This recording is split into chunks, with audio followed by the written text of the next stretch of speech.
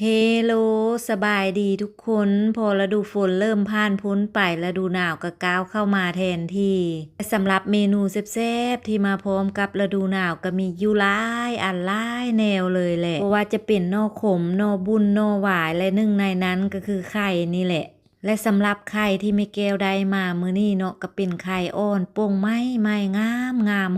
หอมเลยแหละโดยเฉพาะก็แม่นเวลาเฮามาจับมาตองแบบนี้เนาะแห้งส่งกลิ่นหอมออกมาบ่ให้ว้าวเลยสำหรับไข่เนาะก็จะมีความคล้ายเคียงกันกับเท่าหลายแต่บ่แม่นอันเดียวกันเนาะสำหรับเท่ากับไข่แม่นคนละอย่างกันเด้อทุกคนและวิธีนำมาปรุงแต่งหุงหาอาหารก็จะมีวิธีเฮ็ดแตกต่างกันเนาะสำหรับเท่ากับไข่นี่นะความแตกต่างระหว่างเท่ากับไข่เนาะให้สังเกตง่ายๆสำหรับเท่าเนาะเส้นของมันจะเป็นเส้นน้อยๆแลบๆอ่อนๆแล้วก็มึนๆมีความเลื่อมๆและก็เป็นเส้นซื่อๆเนาะและสำหรับบ่อนที่เท่าเกิดเนาะส่วนใหญ่ก็จะมักเกิดตามห้วยหนองคลองบึงหรือว่าบ่อนที่มีน้ำขังและก็จะมักเกิดตามดินตามตุ่มเป็นส่วนใหญ่ส่วนไข่เนาะจะเกิดตามแม่น้ำใหญ่เส้นน้ำโขงหรือว่าน้ำห้วยแล้วก็ไข่จะเกิดตามหินตามทรายตามงูนหินก้อนหินเป็นส่วนใหญ่และสำหรับเส้นของไข่เนาะก็จะเป็นหยาบๆซาและก็มีกลิ่นหอมหวนเนาะโดยเฉพาะแม่นเวลาเฮามาสัมผัสมาจับมาตองแบบนี้แฮงส่งกลิ่นหอมออกมาและสำหรับไข่ที่แม่แก้วได้มามื้อนี้เนาะก็คือแม่แก้วจะนำมาเฮ็ดมุกไข่นั่นเอง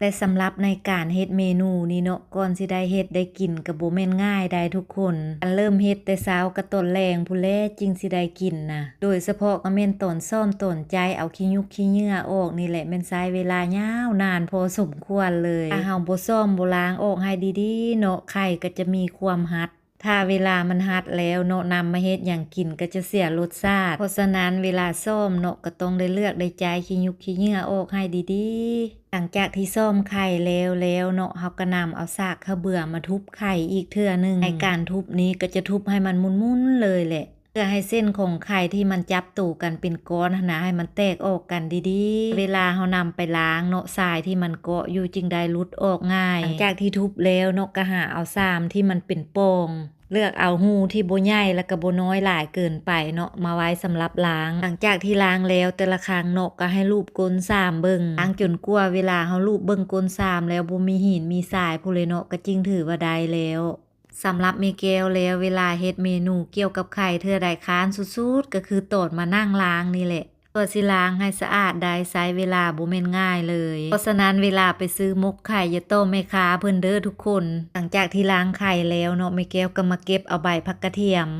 ก็ปลูกหากก็กำลังปงเพราะว่าเอาใบผักเทียมนี่ไปใส่กับมกไข่เนาะถือว่าเข้ากันสุดๆเลยแหละกระเทียมก็สู้ชีวิตขนาดเนาะหากก็ปงแม่แก้วก็มาเก็บเอาจนว่าร้อนหมดเลยหลังจากที่ไปเก็บเอาใบผักเทียมมาแล้วก็มาเกี่ยมตามเครื่องหอมที่จะใส่มกบาดนี่สำหรับเครื่องหอมที่เฮานำมาตำเนาะก็จะมีมะเขือแห้งหัวสิงไคหัวผักบัวแล้วก็มะแคนเวลาเฮ็ดมกไข่เนาะสิ่งหนึ่งที่ขาดบ่ได้นั่นก็คือมะแคนนี่แหละใส่มะแคนแล้วก็ใส่ข้าวเบื่อลงไปนำเด้หลังจากนั้นก็ทำการตำไปจนกะว่าเครื่องหอมทุกอย่างมันแลกดีแล้วจึงตามด้วยการใส่ไข่ลงไป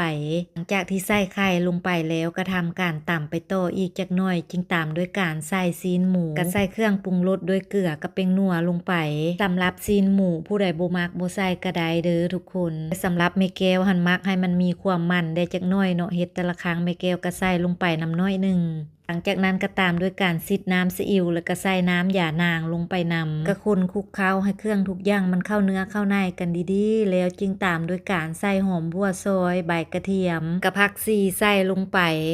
คนให้พักให้หอมมันเข้าเนื้อเข้าในกันดีๆแล้วก็ถือว่านำมาเตรียมห่อได้เลยบาดนี่สำหรับในการห่อเนาะก็ห่อตามความถนัดของแต่ละคนนั่นแหละถนัดแบบใดก็ห่อแบบนั้นได้เลยสำหรับมุกไข่ที่แม่แก้วเฮ็ดมื้อนี้เนาะก็คือแม่แก้วจะนำไปนึ่งเอาเพราะฉะนั้นในการห่อเนาะแม่แก้วก็จะบ่ได้ใช้ตองซ้อนกันอยู่หลายชั้นก็จะใช้ตองซ้อนกันอยู่แต่2ชั้นแล้วก็ยาถ้าผู้ใดเฮ็ดแล้วจะใช้แบบปิ้งไฟเอานั้นก็มีแต่ซ้อนตองให้หลายชั้นขึ้นเนาะซ้อนประมาณ3หรือ4ชั้นก็ได้เพื่อป้องกันบ่ให้มันไหม้ก่อนสุกหั่นนะ หลังจากที่ห่อแล้วเนาะหม้อที่ค้างไว้ก็เริ่มออกอายพอดีนำเอามกไข่ของเฮาไปเรียนใส่ซึ่งเพื่อเกี่ยมนึ่งได้เลยบาดนี้มกไข่มื้อนี้แม่แก้วก็บ่ได้เฮ็ดหลายเนาะห่อไปห่อมาก็ได้อยู่5มกพอดีหลังจากที่เรียนใส่ซึ่งแล้วเนาะก็ทำการปิดฝาในการนึ่งเนาะก็ให้เฮ็ดไฟแห้งแล้วก็ใช้เวลานึ่งไปประมาณ40นาทีหลังจากที่ใช้เวลานึ่งไปได้ระยะนึงมาเปิดฝาหม้อเบิ่งตอนนี้ก็น่าจะสุกเป็นที่เรียบร้อยแล้วได้เวลาเปิดมุกมาซีมแล้วบาดนี้ไปทุกคนไปเปิดมุกมาซีมนำกันว่าเวลาสุกแล้วสีสันหน้าตาสิเป็นจังใดสิเป็นตาหน้าแซ่บตากินหน้าซีมอยู่บ่มาเด้อทุกคนมาจกข้าวเหนียวตุยมุกไข่แซ่บๆนำแม่แก้วนำกันสิมีไผสนใจมากินเมนูบ้านๆแบบนี้นำแม่แก้วอยู่บ่เนาะถ้ามีไผสนใจมาเด้อครัวแม่แก้วยินดีต้อนรับเสมอสำหรับคลิปวิดีโอนี้ขอจบเพียงเท่านี้แล้วพบกันในคลิปใหม่ก่อนไปขออวยพรให้ทุกคนจงใช้ชีวิตในแต่ละวันอย่างมีความสุขไปก่อนเด้อทุกคนบ๊ายบาย